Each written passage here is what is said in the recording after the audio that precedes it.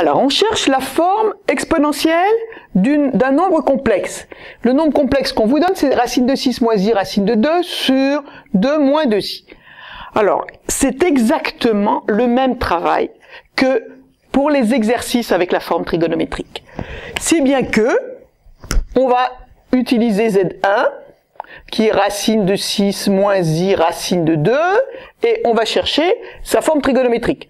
Donc ici, module de Z1, comme on avait fait tout à l'heure, comme on a fait la dernière fois, module de Z1, donc racine de 6 plus 2, égale racine de 8, égale 2 racine de 2, puis l'argument. Donc, vous le reverrez, argument de Z1, égale moins pi sur 6. Donc c'est bien que Z1 va s'écrire 2 racine de 2, cosinus de moins pi sur 6, plus i sinus de moins pi sur 6. Et c'est là qu'arrive ma forme exponentielle. Alors ma forme exponentielle, quand un nombre complexe s'écrit R cosinus θ plus i sinus θ, avec R positif, la forme exponentielle, c'est Z égale R exponentielle de Iθ. Alors cette forme, elle est pratique à utiliser puisque elle me permet d'utiliser les formules avec les exponentielles, comme de la même manière. Donc ici, mon Z1, c'est 2 racines de 2 exponentielle de I moins pi sur 6. Voilà la forme exponentielle, Z1. On fait de même pour Z2. Alors Z2, c'est 2 moins 2i. Module de Z2, vous pouvez le calculer, c'est 2 racines de 2. Un argument de Z2, moins pi sur 4.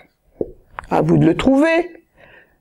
Donc Z2 va s'écrire 2 racines de 2 cosinus de moins pi sur 4 plus i sinus de moins pi sur 4, c'est-à-dire que Z2 va s'écrire 2 racines de 2 exponentielle de i moins pi sur 4. Bien. Maintenant, il faut Z. C'est Z1 sur Z2. C'est-à-dire 2 racines de 2 exponentielle de i moins pi sur 6 sur 2 racines de 2 exponentielle de i moins pi sur 4 égale. Les 2 racines de 2 se simplifient. Et ici, on a dit qu'on pouvait appliquer les règles des puissants, des exponentielles. Donc, EI, moins pi sur 4, moins pi sur 6, moins I, moins pi sur 4. Donc, EI, moins pi sur 6, plus pi sur 4, pi sur 12.